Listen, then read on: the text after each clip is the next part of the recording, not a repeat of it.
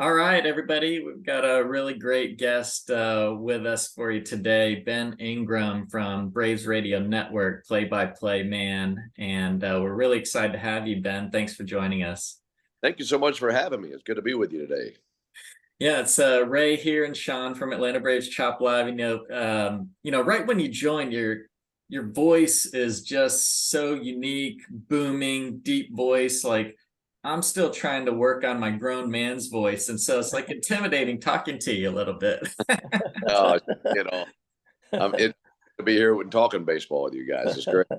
Yeah, it's awesome. So, what I was thinking was, I just did a little research on you and your bio and everything from Mississippi. So I couldn't help but to wonder, kind of growing up in Braves country, if, you were like a Braves fan growing up and you thought as a kid, number one, I wanted to be a broadcaster, and number two, maybe I want to broadcast for the Braves. Like, take us back to when that started for you. Yeah, well, it really all started with my dad. My dad played college baseball. So growing up, baseball was always on. I remember watching games with my dad, and I didn't really know what was going on. I was a little kid, but he'd explain the games. So that's kind of how I fell into it.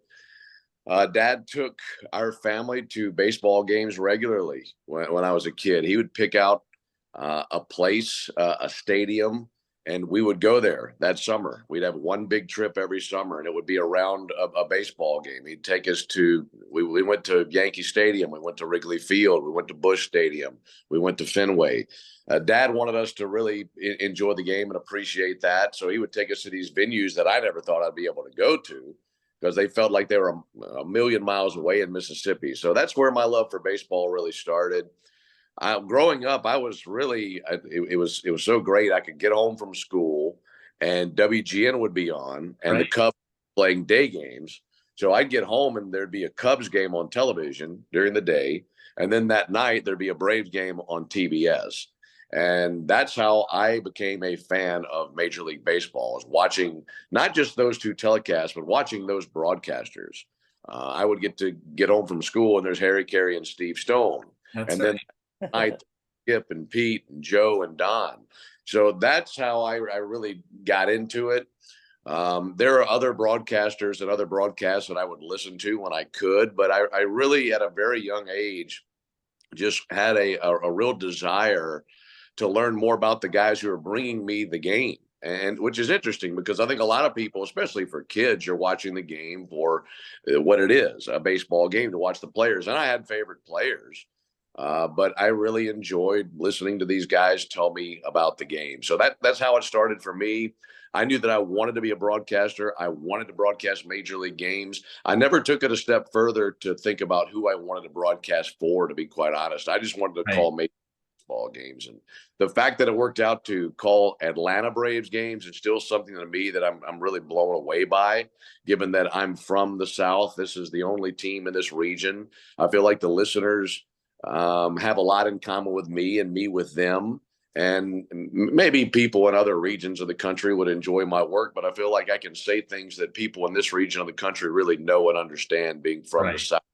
So that is just a blessing for sure, to be not just broadcasting major league games, but doing it in this region and doing it for the Atlanta Braves. Yeah, And absolutely. Go ahead, you Sean. saw growing up, of course, with TBS and being all across the country and WGN. And I guess I can reveal something here that it might not be popular, but I was an undercover Chicago fan. My grandpa, we grew up watching the Braves games, and when the Braves weren't on, you have WGN, they had the day games, and I used to love listening to Harry Carey and broadcasting. And so, was there a particular person that you mentioned listening to games, going to different locations, or are there particular broadcasters or a broadcaster that you thought about that, hey, I really enjoy listening to that particular broadcaster?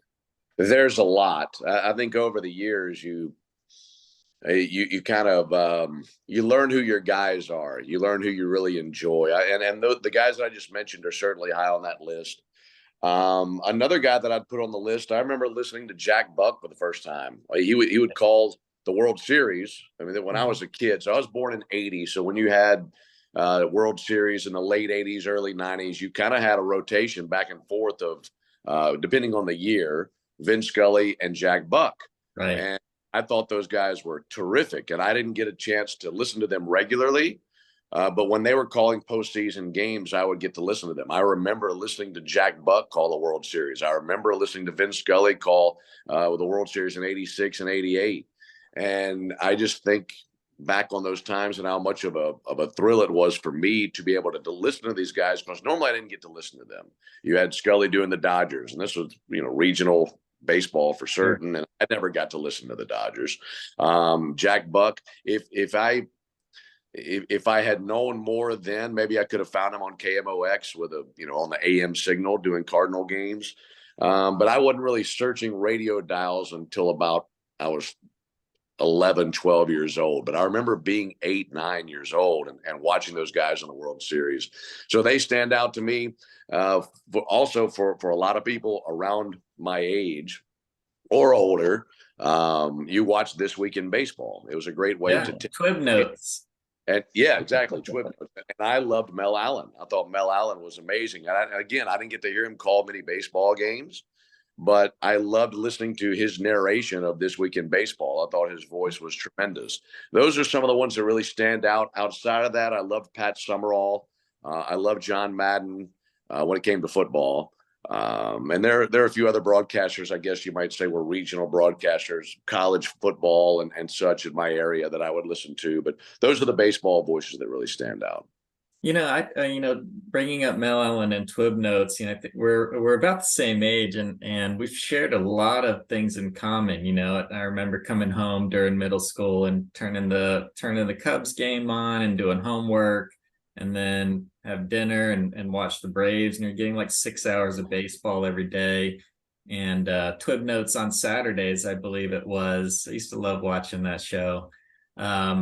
So you mentioned earlier about your dad really kind of exposing you to the game, and that I've got 2 daughters, and I shared baseball with them as well. And my oldest daughter, who's a student at UGA, we'll meet up at the stadium together and take in 5 or 6 games a year. So, it's really special. And I think you do connect with a lot of people in general. I think you could spread that, outside of the South, but in general, just fathers and sons and moms and daughters, and, sharing baseball as a sport that you can really enjoy, with your kids growing up, and kind of like almost pass that love of baseball down as almost like a heritage. It becomes a tradition, doesn't it? I view it that way. I think about the relationship that I have with my dad, and I think about all the times that we talk now via text or over the phone, and I feel like at least 50% of the time he's asking me a baseball question about this team, about an upcoming opponent, that kind of thing. So we still share that. And that's a great thing about baseball. I've often said that, we have so many games. We have a ton of games. You go to a football game, and I love football. I love calling football games. They're very intense, but you only get a handful of games. You play in the NFL, 17 games. In college football, you play a dozen games, and that's it. With baseball, we have 162 games. We have 81 home games. And even if you don't know everything about the game, even if you know nothing about the game, who doesn't enjoy going on a nice night to a ball game, especially with people that they love being around, having a beer or beverage of your choice, having a hot dog, and just enjoying the pace of the game? And that might be a raucous Saturday night game that's sold out. It might be a Tuesday with no one there. But at the end of the day, you're enjoying being there and being at the ballpark. And I think what we do, especially with radio, we get to bring listeners that. So even if they're not there at the game, they're probably looking forward to the next time they're going to be there. They have it circled on their calendar, going to game with dad or going to game with son or daughter coming up. And they're excited about that. And that's not limited to a one-day adventure. I think there's a build-up to that. You're paying attention to the game. You're paying attention to the crowds. What's the team doing? Who's healthy? Who's hot? And people get to flip us on, and whether they listen for 9 innings or they listen for half an inning, we're there to bring them that. And I love being a part of that. I love that we're on in the ballpark. I love that people can walk around on the concourse or use the restroom or walk out into the battery, and there we are bringing them the game. So even if your eyes aren't on the field, we're bringing you what's happening. We're there just in case. So it's a complete experience. And I think we all, to some degree, think about our fathers or people who were like fathers to us, who introduced us to that, and we get to keep that tradition. I think that's very special. It's a very unique element to our game.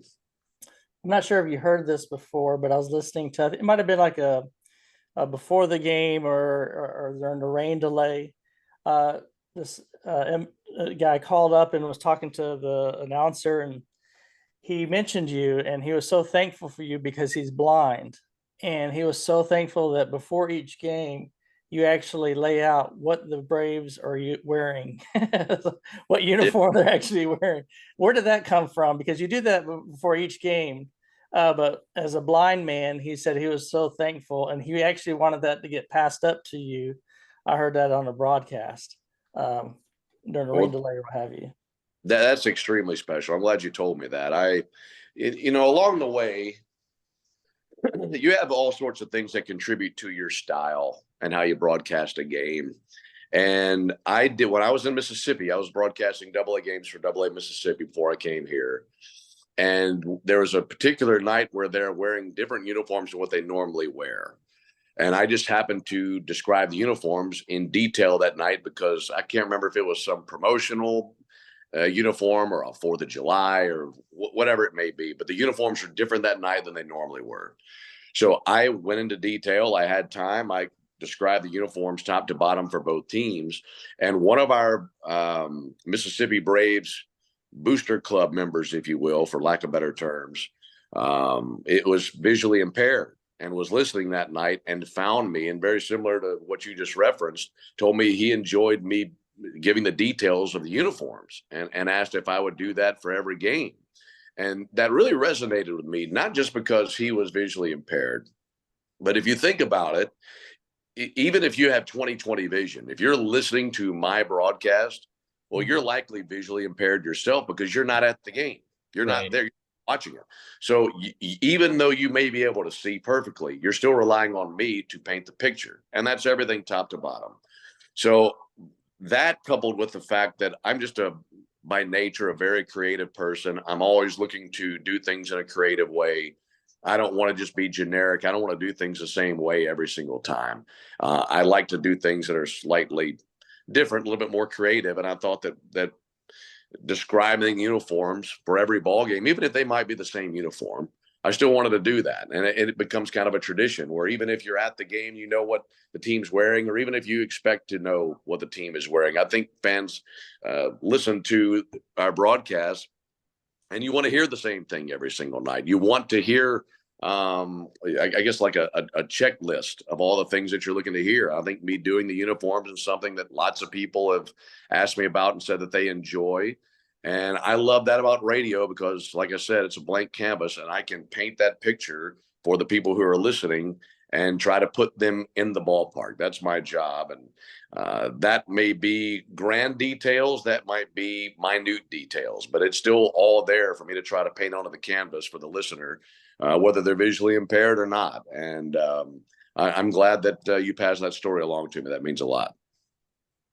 Tell us, Ben, about the preparation. And like you said, you start with a blank canvas every day, every night, 162 games plus.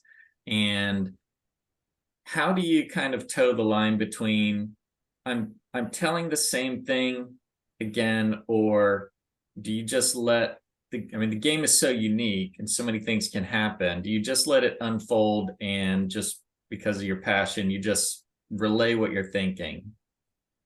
Yeah, I think so. I think that first and foremost, the most important thing that any broadcaster, especially on the radio, can do is mention the score. That's why people are there. People get in their cars and they're in between appointments or they're on their way to something. They don't want to have to sit there and wait 5, 6, 7 minutes for the score. The score needs to be repeated very regularly. And then after that, once you check that box, then you can kind of get into all the details of everything going on. As far as preparation goes, when people listen to a Braves game and listen to me call a game, I want them to know what's going on, be informed of the team, and I want them to learn something. And I feel like it's my job to give them that. And whether a person, like I said, whether a person listens for a half an inning or an entire ball game, I want a player on our team or the other team to be significantly more than what their ERA is, or how many home runs they have, or what they've done that night. And you don't have to go overboard on it. You don't want to go into a biography for every single player who comes up, but it's good to take the time to look for unique stories, look for unique twists. This is show business at the end of the day. We are in the entertainment business, and it's my job to make it an entertaining broadcast. And it certainly helps when the team is winning 104 games like they did this year. That goes a very long way, and they give us lots of really good things to talk about. But when I go to the ballpark and I go down to the batting cage and I chat with a coach, or I chat with a player, or I chat with someone on the plane or at the hotel, any little nugget you can find, you want to bring that to the broadcast, because our listeners care about those guys in our uniform. They care about those guys down on the field, and to them, they are more than a statistic. They are more than a number. You know where these guys are from. You know certain stories about these guys, and it's our jobs, I think, to dig down deeper into that, find out more on that, because fans care about those kinds of things, and so do we as baseball fans ourselves. So that's how my preparation works. Like I said, we do this every single day, so you don't have to pour everything you learned into one broadcast. Mm-hmm. But I think you figure out what your pacing is, and you really figure out what your speed is, where you know how to pepper in a little bit of information about Austin Riley, or you know how to mix in a little bit of information that maybe you just learned about Charlie Morton or Travis d'Arnaud or whomever. Because fans remember those things, and it furthermore endears our listeners and our fans to our players and our team. And I think that's a good thing. One of the things that I like that you do, that we shared a few times, whenever we share something, we always write where we got it from. So let's say we see something that you posted on your Instagram or wherever we get the source, we always make sure we get where we got the source from. So one of the things I started noticing on your page, that I'm not sure how long you've been doing it, but we've shared it a few times, is when you go to different stadiums, you'll start sharing kind of like you're getting off the bus, walking up, and we've shared that a few times. Is that something that you've been doing recently, kind of keeping a record of going to the different stadiums? I'm sure fans really appreciate that, because that's stuff that we never see, behind the Yeah, scenes. a little something extra that I can do. And that started at the beginning of the 2022 season. And I did that because our hotel in San Diego is actually connected to the ballpark. It's very convenient. You walk from your room downstairs to the lobby, up an escalator, over a sky walkway, and you're into Petco Park. And you walk right into the ballpark. So I took this video because I was showing my brother the video of what it's like to go from our room to the press box, which you can get there in 5 minutes. It's really convenient. And it was really his idea. I sent him that, and he said it'd be really cool if you did it behind the scenes for every ballpark that you go to. Yeah. And that made me think, as I thought, well, that's really cool, because if I am the listener, if I'm a fan, I think access is something that you can't get enough of. And I thought this was a great opportunity for me to take our listeners and our fans behind the curtain a little bit. And because how many times have you been to a ballpark and you look up and you see the press box, but you don't know what goes on in there? Regular people who aren't credentialed aren't allowed to go in there, unfortunately. And I thought it'd be really cool for me to share our workplace, not just at home at Truist Park, but in other ballparks around Major League Baseball. I think it's really cool to be able to see what it looks like to go into the press box at Dodger Stadium or Wrigley Field or Fenway Park. And people, like I said, who listen to us or maybe follow me are huge, not just Braves fans, but baseball fans. And if I can take listeners, fans behind the curtain as much as I can and show them a little bit more access, why wouldn't I do that? So I started doing that. I think I may have 20 or so up on the highlights on my Instagram. So I guess I've got a 10 or so left. I was thinking about that the other day, about the ballparks that I'll be doing, because once I finish it, that'll be it. I'll have one for every team and every ballpark, and fans could go and see the archived list of the behind the scenes, if you will, of each ballpark. So we'll have a few more to do this season. I think that would knock us out. Yeah, it's pretty cool. We share a lot, quite often we share like behind the scenes stuff that players post on their Instagram, as long as they post it public, Right. and Sure. fans really appreciate that, seeing that, where they're working out, or like they just Kyle Wright had this big golf thing raising funds for mental health, and people really enjoy us sharing that, those items there. I wanted to ask you something, Ben. This year we did something new. We actually did a little marketing collaboration with your buddy Matt Chernoff and 6 8 over there at 6 8 of the Fan, and his Atlanta Sports Trips ventures. We helped do some promotions for the Cubs trip. And so I texted him earlier this evening, and I said, "Hey, Matt, we're doing a interview, Sean and I, with Ben this evening. Is there something that I can ask him?" And he said, and and I hope this is a PG story, but I'm sure it is. But can you tell us about the dead bird story? Yeah, I can tell you about that. Well, I love that you reached out to Matt. Matt's one of my favorite people over at 680. He's extremely talented. He loves this city. He loves these teams. I don't know that anybody loves them more than Matt does, and does a great job of bringing that with Chuck every single day. And a big fan of his. The bird story, spring training, I think it was 2014 or 2015. This was back when we were at Disney World at Okay. Champion Stadium. And it was a game against the Tigers. And if it wasn't on my birthday's during spring training every year, if it wasn't on my birthday, it was right around it. Because I remember thinking, like, this is, unless you're the bird, a funny story for to tell for your birthday, I guess. But we're calling the game. I'm calling the game with Mark Lemke, and on the backstop with the netting along the guide wire at the top, there was a pigeon just perched right on top of the wire. And James McCann was the batter, and he hits a foul ball, and it comes straight back and just pulverizes the bird. And like I've told people since then, what it looked like is the ball hit the bird, and all you saw was feathers just poof.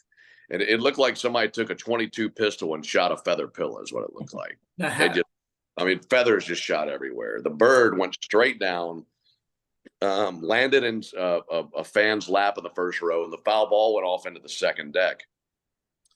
And when you're calling baseball games, I don't care how many you've called, you can still see something that you've never not only seen before, but never even thought of before. And when those moments happen, whatever comes out of your mouth just comes out. And you can go and find the story. You can go find the video. There's video on YouTube. If you type in Braves radio, James McCann foul ball, it'll come right up because it's got the video loop on there of the ball hitting the bird and it exploding and my call. And the first thing that came to my mind watching that featherless bird just do a nosedive straight into the first row was that bird is dead. And that was the call. I said the ball hit a perched bird and the bird is dead. So people got a kick out of that. It was just pure, authentic, reactionary radio of a moment that I've never seen before or since.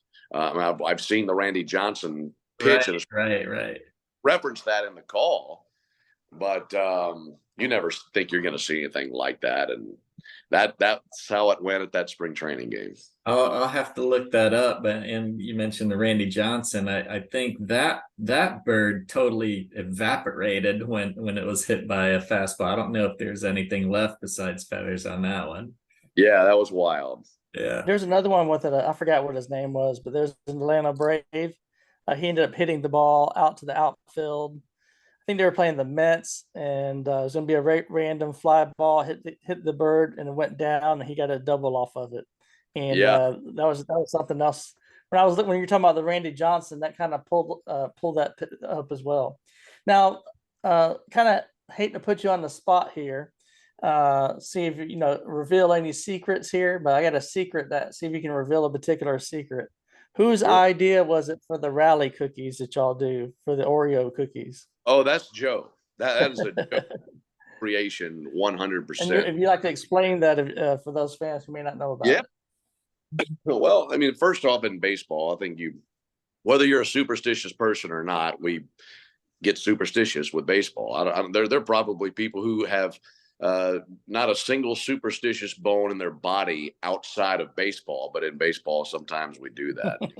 And Joe loves sweets maybe more than anybody that I know. Joe has such a sweet tooth, which is really saying something because I love sweets too. But Joe will hammer sweets. It doesn't matter. Ice cream, brownies, cookies, cake. If it's there, Joe Simpson will eat it. He's so thin. We told you must have a great metabolism still, great genetics, because he's almost 71 years old and he's still in really good shape. He's the youngest 71-year-old that I know. He's one of my favorite people on this earth. But it was Joe's idea. Joe would keep a sleeve of Oreo cookies in the booth, and he happened to eat some one night. We had a big inning, and he labeled them rally cookies.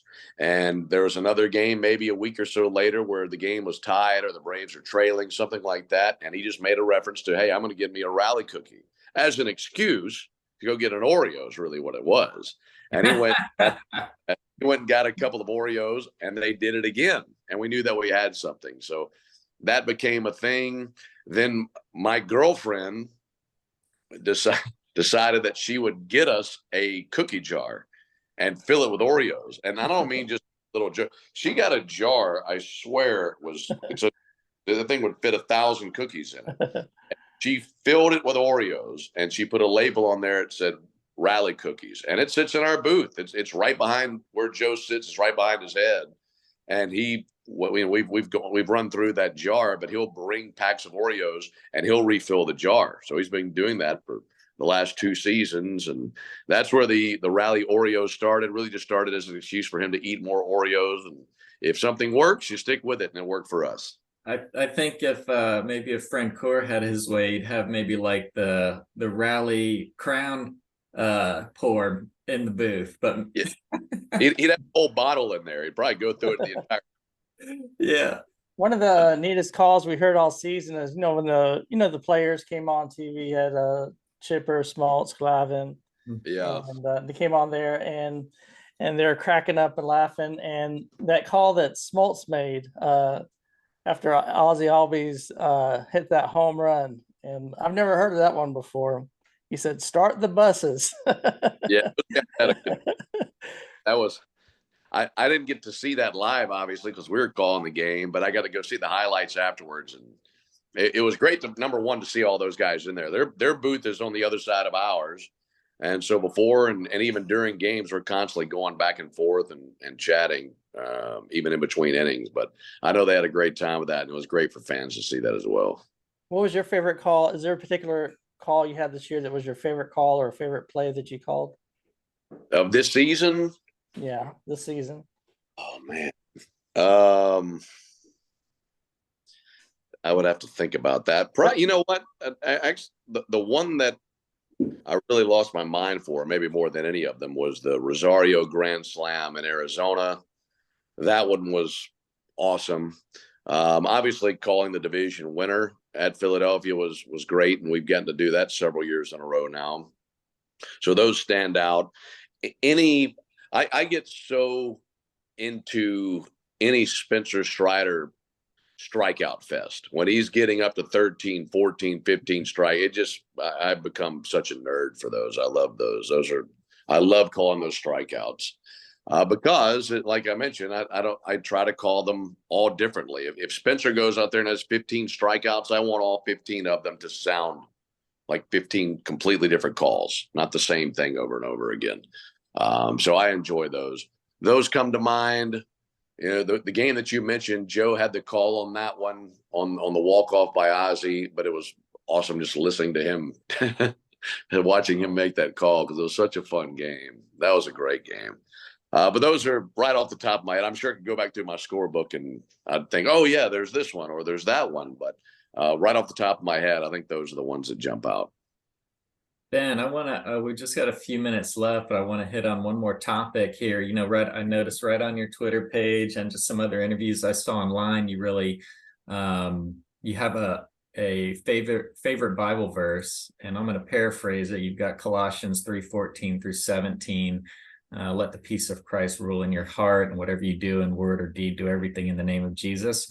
I want to just give you a chance to speak about that, and share that bit of you with the fans out here in Braves country. Sure, I'm happy to do that. Above anything, I'm a Christian. I know that sometimes people might put negative connotation on that. I'm very against, traditions and things like that. What really resonates with me and what always has are the words of Jesus Christ. I believe in Jesus Christ. He's my Lord. He's my Savior. I think without him, I'm nothing. And I think all good things come through him. And I am not ashamed of that whatsoever. So I thought that was a verse that really resonated with me, because even if you're a believer, even if you aren't, who couldn't get behind that verse and that notion being important in your life. I think it's very important to love people and take care of people around us. I think it's important to look outside of ourselves and do whatever we can to help other people. That doesn't really mean, I guess what I'm trying to say is you don't have to be a Christian in order for that to be important to you, but it is important to me. And I think my faith is the reason why that is important to me. I think the challenge for all of us is to, as like Christ says, whoever looks to save their life will lose it. Whoever will lose it for my sake will save it. And I think what that looks like is looking outside of yourself and being selfless and trying to help others and doing the best you can. And I'll be honest with you, I don't always do a 100% bang up job with that.